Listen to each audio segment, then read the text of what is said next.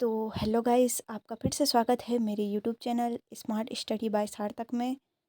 तो आज मैं आपके लिए पॉलिटिकल के कुछ महत्वपूर्ण प्रश्न लेकर आई हूँ। तो चलिए इन क्वेश्चनों को करते हैं। तो क्वेश्चन नंबर 1 है, 8वीं अनुसूची में सिंधी भाषा कब जोड़ी गई? इसके ऑप्शन है 10वां संविधान संशोधन, 21वां संविधान संशोधन, 61वां संविधान संशोधन या 71वां संविधान संशोधन।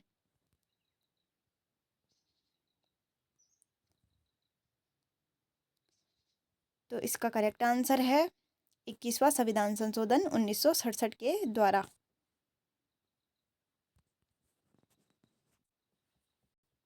क्वेश्चन नंबर 2, निम्न में से कौन सा कथन सही है? इसके ऑप्शन है भाग 5 में संघ का उल्लेख किया गया है, भाग 3 में नागरिकता का उल्लेख किया गया है, भाग 2 में मूल अधिकारों का वर्णन किया गया है या अनुच्छेद 367 में संविधान संशोधन का उल्लेख किया गया है।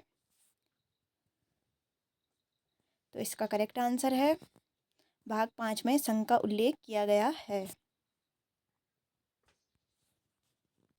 क्वेश्चन नंबर 3, निम्न में से कौन सा कथन गलत है? इसके ऑप्शन है प्रथम अनुसूची में नए राज्यों का गठन का प्रावधान है, नागरिकता का उल्लेख 5 से 11 तक किया गया है, संविधान के भाग 6 में राज्य का उल्लेख है या भाग 19 में आपात उपबंध का उल्लेख है।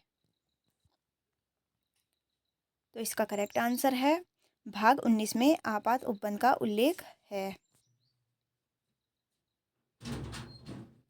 क्योंकि आपात उपबंध का उल्लेख भाग 18 में किया गया है। क्वेश्चन नंबर 4, शिक्षा को राज्य सूची से हटाकर समवर्ती सूची में कब स्थानांतरित किया गया?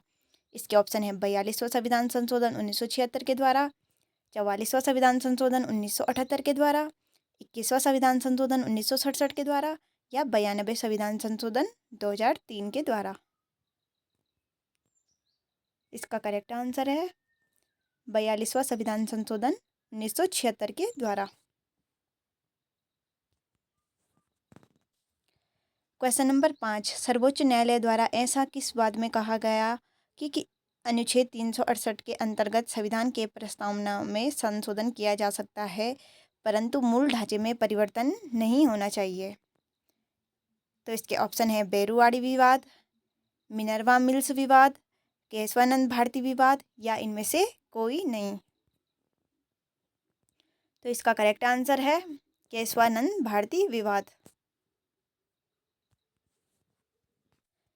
क्वेश्चन नंबर 6, प्रस्तावना संविधान का अंग नहीं है, उच्चतम न्यायालय ने यह मत किस वाद में व्यक्त किया? इसके ऑप्शन है बेरुवादी विवाद, केशवानंद भारती विवाद, उपरोक्त दोनों या इनमें से कोई नहीं। तो इसका करेक्ट आंसर है बेरुवादी विवाद। क्वेश्चन नंबर 7, 1953 में किसकी अध्यक्षता में राज्य पुनर्गठन आयोग का गठन किया गया? इसके ऑप्शन है फजल अली, नेहरू, भीमराव अंबेडकर या के.एम. मुंशी। इसका करेक्ट आंसर है फजल अली।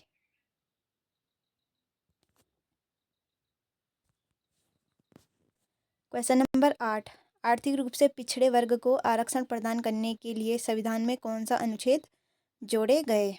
इसके ऑप्शन है अनुच्छेद 15 का 6 या 16 का 6, अनुच्छेद 15 का 6 या 16 का 4, अनुच्छेद 15 का 1 या 16 का 6, अनुच्छेद 15 या 16।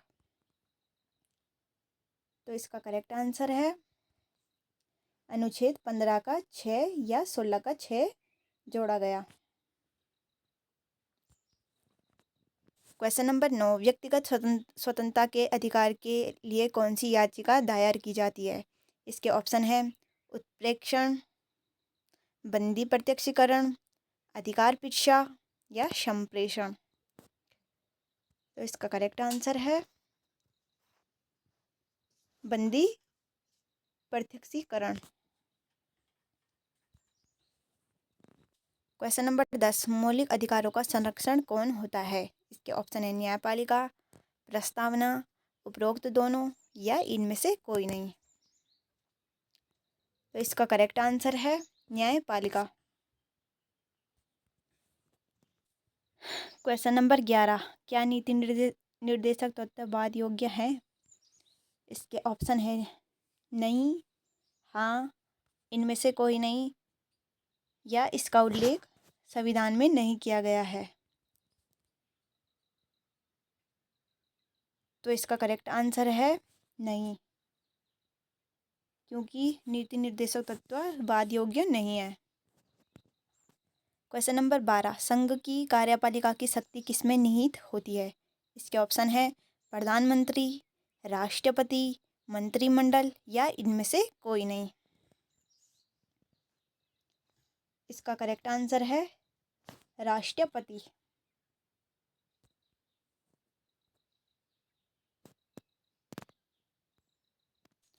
क्वेश्चन नंबर 13, अगर राष्ट्रपति के चुनाव में विवाद उत्पन्न होता है तो इस विवाद का निपटारा कौन करता है? इसके ऑप्शन है प्रधानमंत्री, सर्वोच्च न्यायालय, उपराष्ट्रपति या इनमें से कोई नहीं।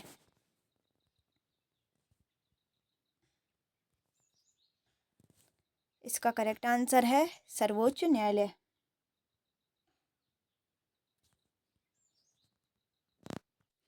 क्वेश्चन नंबर 14, अगर राष्ट्रपति पर महाभियोग की प्रक्रिया शुरू होती है तो पहले वह किस सदन से शुरू की जाएगी? इसके ऑप्शन है लोकसभा, राज्यसभा, संसद के किसी भी सदन द्वारा या इनमें से कोई नहीं। तो इसका करेक्ट आंसर है संसद के किसी भी सदन द्वारा।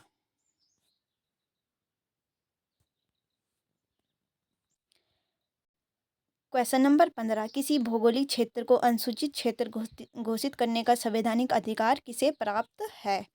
इसके ऑप्शन है प्रधानमंत्री, राष्ट्रपति, संसद या उपरोक्त सभी को। इसका करेक्ट आंसर है राष्ट्रपति।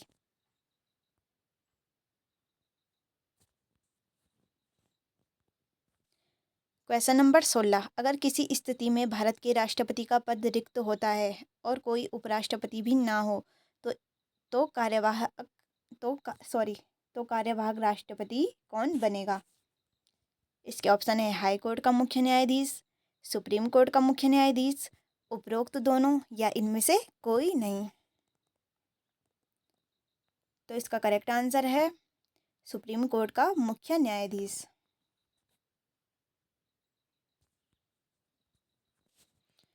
क्वेश्चन नंबर 17, अगर कोई विधेयक संसद में पेश किया जाता है तो वह किस प्रक्रिया के द्वारा अधिनियम बनता है? इसके ऑप्शन है दोनों सदनों की सहमति के बाद, राष्ट्रपति के हस्ताक्षर के बाद, उपरोक्त दोनों या इनमें से कोई नहीं। तो इसका करेक्ट आंसर है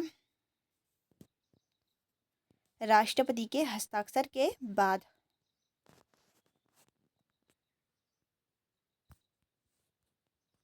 क्वेश्चन नंबर 18, निम्न में से किस अनुच्छेद में राज्यसभा का सभापति का पद है?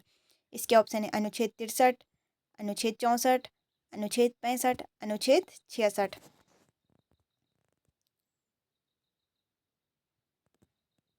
तो इसका करेक्ट आंसर है अनुच्छेद 64।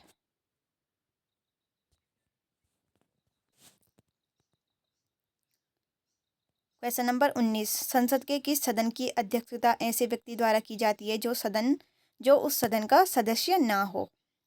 इसके ऑप्शन है लोकसभा, राज्यसभा, दोनों या केवल राज्यसभा।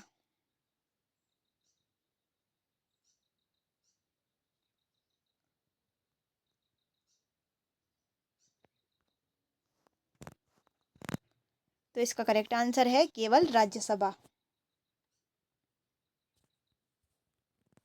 क्वेश्चन नंबर 20, यदि अगर राष्ट्रपति की मृत्यु, त्यागपत्र या उस पर महाभियोग लगता है तो राष्ट्रपति का पदभार कौन ग्रहण करेगा? इसके ऑप्शन है सर्वोच्च न्यायालय का मुख्य न्यायाधीश, हाई कोर्ट का मुख्य न्यायाधीश, उपराष्ट्रपति या इनमें से कोई नहीं। तो इसका करेक्ट आंसर है उपराष्ट्रपति। अगर आपको मेरी वीडियो अच्छी लगी हो तो लाइक शेयर सब्सक्राइब ज़रूर करें। धन्यवाद।